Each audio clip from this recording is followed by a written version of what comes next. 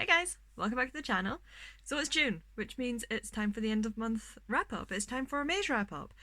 But I didn't give you an April wrap up. So how about an April and May wrap up?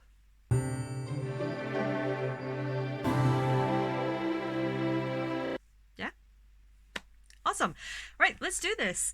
Um let's not beat around too much of the bush. There's a few books to get through. So I read 5 books in April and 8 books in May. As always, I am consulting my trusty notepad, which is why I'm hardly ever looking at the camera these days. But yeah, so April, the first book I read was Romancing Mr. Bridgerton. I read this cute little small paperback edition. So Bridgerton got released and I watched it. The problem is, I've read the books. So I skipped book 1 because I watched Bridgerton in the first season and I really enjoyed it. And so I then devoured the rest of the books, starting from book 2, Anthony's book, which is my favourite book. I hated what they did with Anthony and just that entire plot line with Kay and her sister, and it just made me so angry. Unfortunately, I had already given my first 3 books, I think. I'd already lent those to a colleague, so start going, oh, but I really want to read his book. So I'll do the next best thing, and I'll read Colin's book. And I love Colin's book. And they've just announced that it's going to be Colin and Penny season next. And I'm terrified. To anyone who's watching this, if you have watched Bridgerton and you're really enjoying the show and you have not read the books, if you want to continue enjoying the show, don't read the books. The books are miles better. They cover a lot more topics. They are mildly problematic compared to the show, which I can understand why they're making certain changes. Benedict was the king of problematic in my opinion. But yeah, this spurred me on to read Colin's book and I loved it. Even on rereading, it was brilliant. If you enjoy a slushy, historical, fluffy, kind of schmutty romance, historical romance, then you can't go wrong with Julia Quinn in the Bridgerton books. That's all there is to it. So after that, I think I just kind of continued with my, I don't know, I think I was obviously just in the mood for some smuts. So I finally caved into a couple of my friends who have been telling me to read the Side Changeling books by Nalini Singh. So I finally did that, and I read the first one, Slave to Sensation, and I really enjoyed it. There's not too much to say about it. It is smutty changeling romance. It is essentially romance between a like a psychic, from this, like, they're part of a cold, not quite closed off, but like emotionless society with various mental powers. And he's a leopard, I believe. And fun and smut ensues. Again, if you're in the mood for something paranormal and smutty, I'm going to recommend those. I'm not going to say too much about them because it's smutty paranormal romance. What more do I need to say?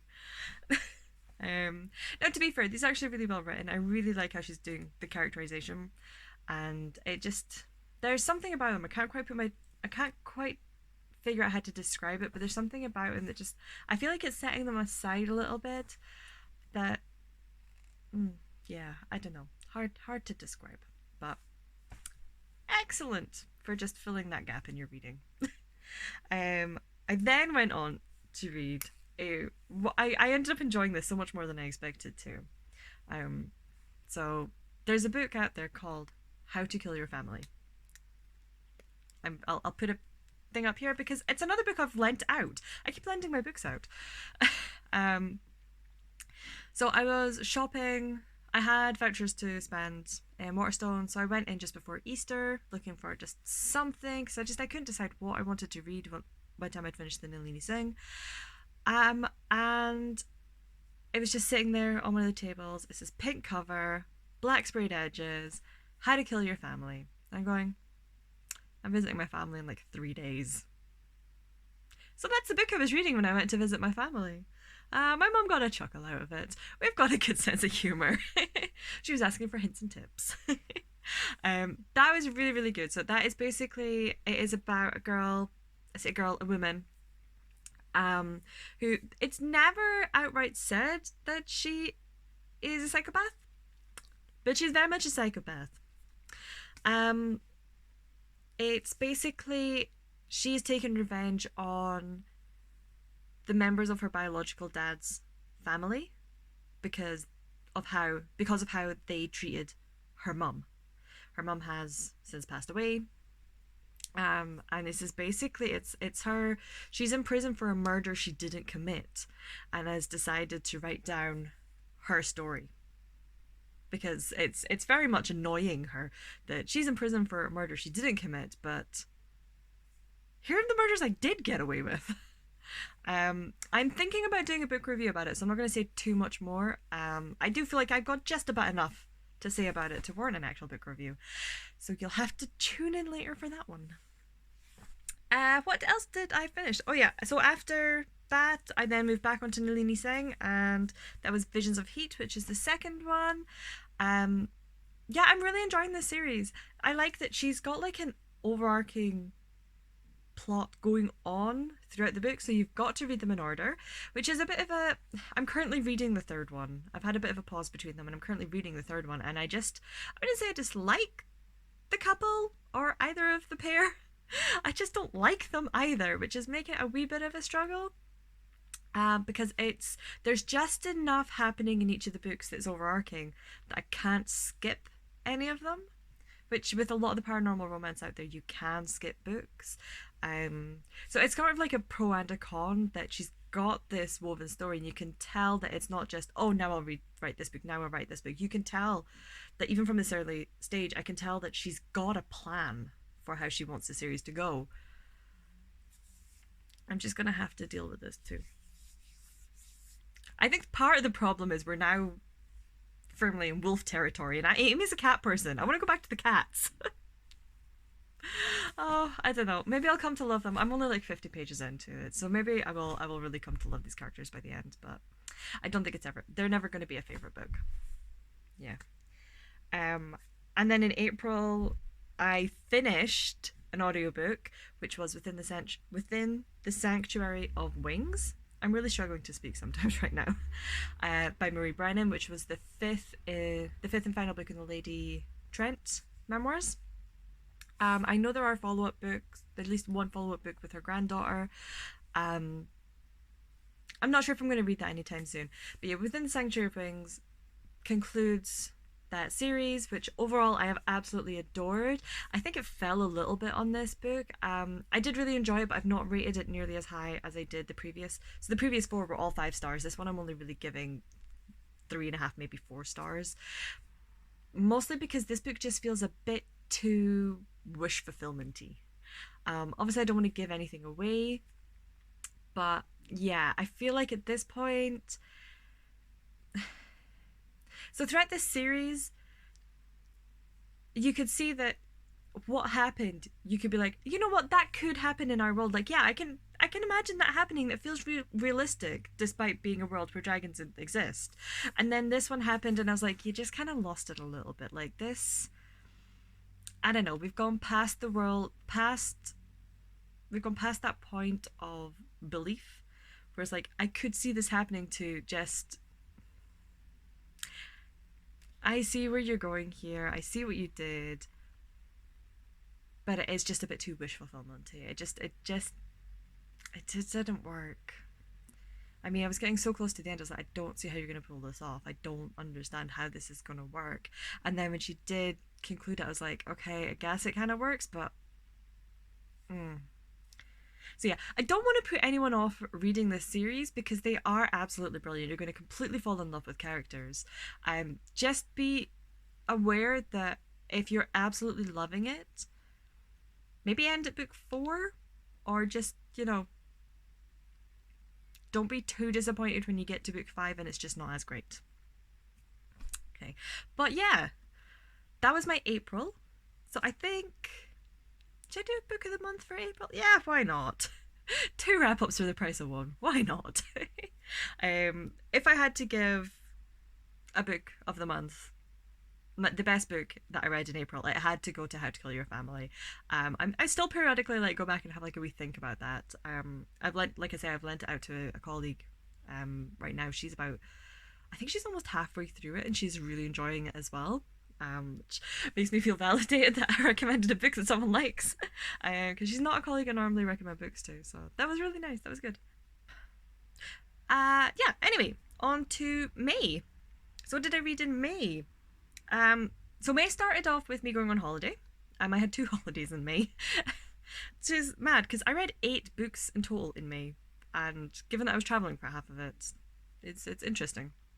Yeah, the first week in May, I went down to Alton Towers with a colleague and a friend. I don't know why I keep calling her a colleague. She's a friend first. We go on holiday with her if I wouldn't. So yeah, we went to Alton Towers and we went on a roller coaster holiday. I was going to do a vlog for it, with like how many books can you read on a roller coaster holiday, and it turns out not many. Kind of. You can listen to a fair amount of audiobooks because it's an 8-hour drive down and an 8-hour drive back up. So we got through the audiobooks. But physically reading, I think I read like 100 pages in total because we were tramping about the park so much. We were hitting, I think it worked out, we were hitting like 15 to 20k, as in kilometers, most days. Like the days we were actually in the park. So by the time would make it back to the B&B, we were just so tired. We were like, we're just going to zonk out in front of a bit of TV and then head to bed. But yeah, on the drive down and the drive back up, we started listening to Protector of the Small Quartet by Tamora Pierce. It was a re-listen, it was a reread for both of us, which was just so much fun. I highly recommend listening to a book with a friend, especially one you both know you like. It's just such a great experience. So we listened to First Test, Page, and Squire. I've still got my re-listen of Lady Night to go, but I will save that for once I'm finished my current audiobook. I gave these all 5 stars. I don't know if I'm giving them 5 stars due to nostalgia, or if I genuinely still love them this much, or just like the way we were listening to them in the car and just having such a great time. So just like the overall experience of listening to them, I give 5 stars. The narrator is slightly, it's really interesting. I think in any other series I would really not get on well with this narrator. I feel like her voice is just a little bit too high pitched, but she really suits Kel, the main character within Protector of the Small, because Kel is a young girl. I mean, I think she's like 10 or 11 when we first meet her. So having like a really young sounded slightly higher voice just works absolutely perfectly. And I absolutely adore these. I first read them when I was like 13 or 14, and I will always adore these books. I will always adore Tamora Pierce. And just particularly, I don't know, I might do, once I finish listening to Lady Night, I might do a wee like series review on them, just because the way Pierce handles things like a woman in a man's world, a woman entering a man's world for the first time, things like how Kel was treated, even though yes, women are allowed to become knights now, are allowed to become pages and squires and work their way up, they're not, and yes, they should be treated equally.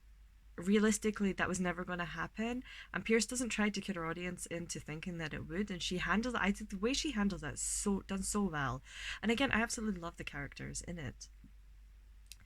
So yeah, love the experience of re-listening to those. And I didn't know, I think I'm talking myself into doing a book review, a little series review for those, so keep an eye out for that as well. This wrap up is also turning it onto a what's coming soon on the channel, isn't it? But yeah, after that, so while we were down there, I had started The Invisible Life of Addie LaRue. Like I say, I got about 100 pages read while I was there, and then finished it when we got back. I really enjoyed The Invisible Life of Addie LaRue. I gave it another 5 stars. Like, my May was so solidly strong with really good reads. It saved V.E. Schwab for me. So the only other V.E. Schwab I had read was The Near Witch, which I often describe as a near miss for me.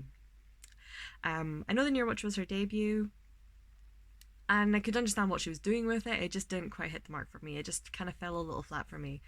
So for so long, I was like, I really don't understand what the V.E. Schwab hype is. So I got Addie LaRue out from the library. I thought, right, I'm gonna give it a go. I'm not willing to spend more money on her just yet.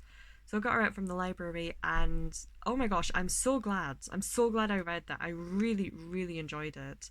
I just think it was brilliant.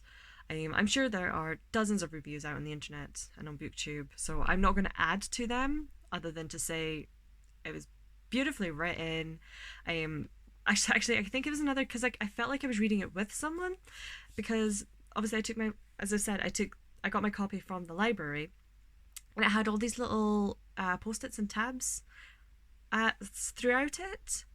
Um, so it was really great. As I'd get to a point, I could see where like the previous borrower, the previous reader, you could see where like a sentence or a page or a paragraph or a scene had really struck a chord or really like. I'm assuming the previous reader was a girl because they were pink post-its, but I know that's very presumptuous of me, but I'm just going to say she for the time being. Really, really enjoyed it, and you could see where like she was really enjoying it as well. I mean, I'm assuming she enjoyed it because she did continue to tab it throughout, and it was just such a joy. Like I'd be really getting into the scene and going, oh, I'm really enjoying like this part, and it's like, oh my god, someone else enjoyed this bit as well. And that was just so lovely. So yeah, I do like brilliant, absolutely loved it. But what was I going to follow that up with? Well, then I went into Asda's one day to do my food shop, and they had a wee sale on, or like 2 for 8, and they had this beautiful copy of Book Lovers, which is the normal cover, but with pink sprayed edges. And I love a sprayed edge. I freaking adore sprayed edge. So, I mean, I'd been eyeing this up. I really like Emily Henry. Anyway, you can see I've got Beach Read right there. I had to think about the name for a minute. So yeah, I couldn't resist. It was only 2 for 8, and pink sprayed edges, guys. And I just think the pink sprayed edges suit the cover so well. So this is part of the Asda Tickle Pink range, where they've got a series of books, like a series of random books they've picked, and sorry, I think it's like 30 pence or something from the sale of each book goes towards a couple of different cancer charities. I think in particular breast cancer charities. So, I mean, how am I supposed to resist? An author I like, the edges I like, and I'm helping charity. It would have been a crime not to buy this book, right? And then I read it and I loved it, and Emily Henry just continued to hit home for me, and it was just absolutely brilliant. I still think Beach Read is my preferred Emily Henry, but I think I still gave this one like 4.5, 5 stars because it was just lovely. This is basically, she has taken those typical rom-com tropes of, those typical Hallmark movies where city girl goes to small town, falls in love with a man, realizes the error of her ways, gives up the big city. And you have the man usually ends up leaving another woman who's a terrible city career-driven woman. Well, this story is about that career-driven woman, and even they deserve their happy endings. And I absolutely love that, taking like your typical Hallmark movie and just plot and just turning it on its side a little bit. And she absolutely smashed it again. Absolutely brilliant. I had such a good April month. Such a good one. So yeah, because continuing on with that, I read the latest Beth O'Leary. I think I'm just in like a fluffy rom-com romance happy book vibes right now. That's what you're getting from me. And I absolutely adored the No Show. Especially like it was so well written. Like I'm not going to give too much away because obviously it's relatively new. It's a recent release, and I'm sure like there's still folk out there who haven't been able to get their hands on it yet, haven't read it yet. So what I'm going to say is, if you're a fan of Beth O'Leary, I read all of her work now. And I continue to love it. I really, really enjoyed this. I know it's gotten kind of mixed reviews, but I'm there with I absolutely adored it. I'm going to put it all up there with The Flat Share, which is like peak Beth O'Leary for me. Especially, so the No Show is basically 3 women are stood up at various, like one stood up on her breakfast date, one stood up on her lunch date, one stood up on her dinner date, all by the same man.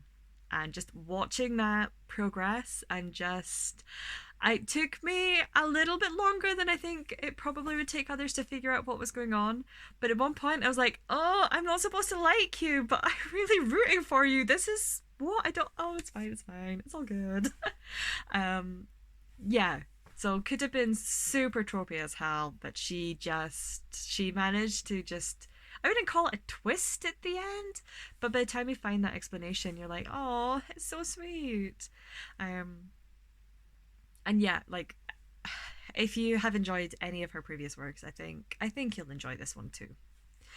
Honestly, it just hands down the sweetest. Because at one point you're like, it feels like you're like, there's three women here, and do I have to root for one of them? That's not right. No, I don't like that. And you're trying to puzzle out how this could work because you're like, he works so well with all three of them. Yeah, maybe like one or two more, one little less than another, but at the same time, you're like, how? And like throughout so much of it, I was like, I don't understand. Like, why are you making me like this guy? That's my cat. And yeah, she just did so well. Like, had such a great time reading that one. I think I read it in like 2 days. That is just, it was, yeah, I think for one particular character, I was just like, I need you to get a good ending. At this point, I don't care what your ending is. I just need you to have a good, happy ending. And then, yeah, it was just so cute. But I'm rambling again, and this is not a Beth O'Leary review. This is a wrap up. So, after that, I kind of went into mourning for a day or two where I didn't read anything because I was like, how will anything top those last two books? Oh, yeah. Like I say, I had such a great reading month in May. I think, with a couple of exceptions, which I'll talk about right at the very end, I gave everything 5 stars. I don't know if I was just in a good mood because I'm on holiday for half of it, or just May was genuinely just such an amazing reading month. So yeah, after I finished the no show and I went into mourning for a couple of days, and I didn't read anything. Excuse me. I then had to. I was like, no, Amy, you need to pick up a book now because you're going on holiday tomorrow. I had limited luggage space, so I took my Kindle with me, and I also and I was allowed one physical book. I left my bookmark in there. Interesting. It's finished. So I picked up.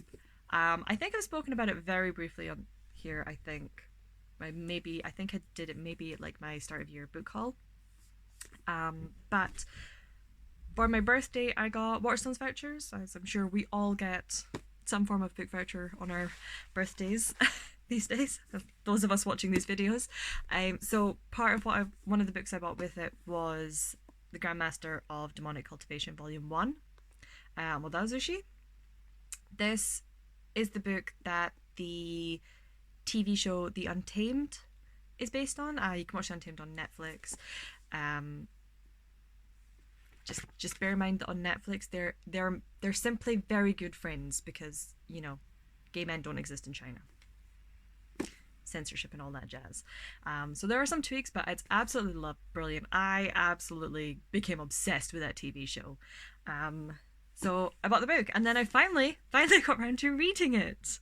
So I read this when I was on holiday down in Bath last week in May. That's a very shiny cover. I apologize. And yeah, this just. So I'd recommend reading this. Words are difficult. I do apologize. I'd recommend watching the show first, I think, just for the sheer silliness and loveliness, and honestly, the two actors they got just work so well together. It's brilliant, and yeah, if you need something to obsess over, The Untamed. And so yeah, I read this when I was down in Bath, and just like reading it and reliving some of those scenes and going, oh, so that's how that scene originally went. Interesting. It's really brilliant. I will say the book, obviously, I enjoyed the book more because the book is always better. But the show is absolutely brilliant as well. I do like, so the show will go a couple of episodes in the present, a huge chunk of episodes in the past, and then the rest in the present. The book bounces back and forth a bit more, a lot more, as Wei Wuxian like recalls what happened in the past. This is basically a story of, you've got Wei Wuxian and Lan Zhan. I heart Lan Zhan. I'm just saying. So basically, Wei Wuxian is resurrected essentially. So 13 years ago, he died at the end of this great battle where he used to be this revered cultivator. So, like, I don't know, like master of spiritual powers, awesome sword master, blah blah blah blah blah. But he forsook that way, and started practicing sort of like the darker arts, and went from being sort of like celebrated to revealed. No, I'm struggling for the right words. um, yeah, he went from essentially being celebrated to vilified, and at one point, everyone is gunning for him, and when he does eventually die, there's this huge celebration. Fast forward 13 years, we get to the start of the book, and this basically young master of a house has sacrificed himself, his soul and his body, so that Wei Wuxian can come back, and he comes back in Master Mo's body. There's oh my god, there's so much more goes on than that. There's so much. Like the TV show has 50 episodes to give you an idea. This is volume 1 of 4. But yeah, he's basically come back to take revenge on those who've wronged the sacrifices dude. He teams up once more with Lanjan.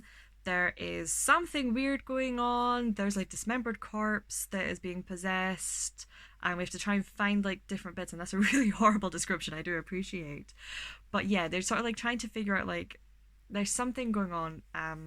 In the past, we're like trying to take down this evil clan that are terrorizing everybody, but they're so big and powerful.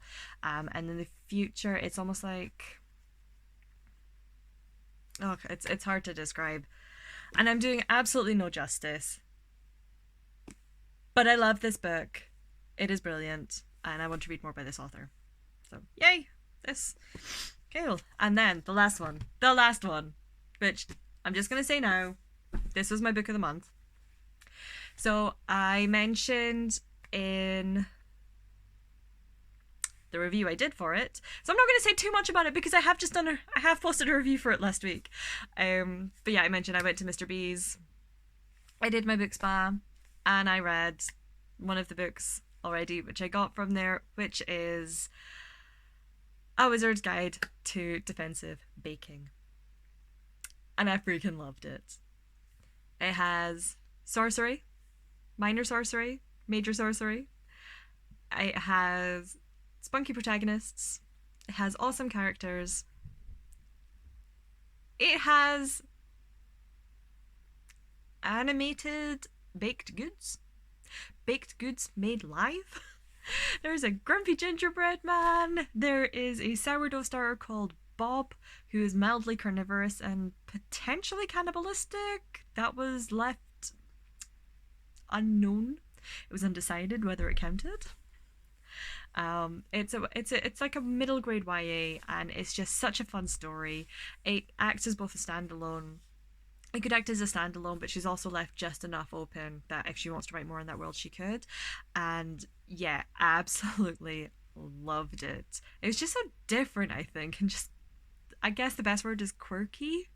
And it's fun, and just, yeah, had such a good time reading it. I think I read that one in 2 days. I read it before I'd even left Bath, so yeah. And I'll link my wee review on it down below, because I'm sure I'm a little bit more coherent about it there. But yeah, anyway, I did have 3 DNFs. I've had 4 DNFs in total this year, and 3 of them were in the last 2 months. So when I say May was an exceptionally good month, everything that I finished was 5 stars. But in April, I did start Kingdom of the Wicked. I'll pop a picture up here because I can't remember the author. It was nothing terrible about it. I think I just couldn't get into it. I don't know. I know I've heard like really good reviews. It's the sort of thing that comes up in Fairy Loot with items, but I was very about it. In May, I did have 2 in May. The first one was One Corpse Too Many by Alice Peters. I think if this book had been described differently, had been sold to me differently, I probably would have continued reading and enjoyed it. The problem is, so One Corpse Too Many, the premise on the back is that Brother Cadfael is brought in to like do the last rites, bless, blah blah blah blah. The I think it's like, I can't remember. It's a crazy amount, like 96 the corpses of like 96 prisoners or something like that, like a ridiculously large number. But after his own careful counting, there's an extra corpse because there's obviously been like a mass execution. And I'm guessing the idea is that someone's done a murder and just chucked the corpse in with them and hope no one will notice, but obviously Brother Cadfael and his meticulous counting did. The problem is, this is a 250 page book, and I got 50 pages into it, and the executions hadn't even happened yet. There's a civil war ongoing. We've got, I think not quite a princess, but like a lady, young lady, like of the daughter of a noble family, disguising herself as a lad, and is now accompanying Cadfael in the not the nunnery, the male equivalent, the convent. And I think if that had been described to me, and it's like, oh no, there's a bit of a gender bend, we've got a bit of cross-dressing, adventure, will she be found out or not, I'd be up for that. But I went into this wanting a murder mystery, and when I'm a fifth of the way through the book, and I don't even know if there's been a murder yet, I'm just a bit, this is not the book that was sold to me, and I was getting really annoyed at that, so in the end I had to stop it. And then the last one I DNF'd was, you know how I've just been praising Emily Henry? Yeah, I had to DNF You and Me on Vacation. So I absolutely love Beach Read. I've just talked about how I loved Book Lovers. I did not love You and Me on Vacation. I don't know if it's because I tried to read it immediately after Book Lovers, that it just didn't work. I think I didn't care enough about the main character. I can't even remember her name at this point.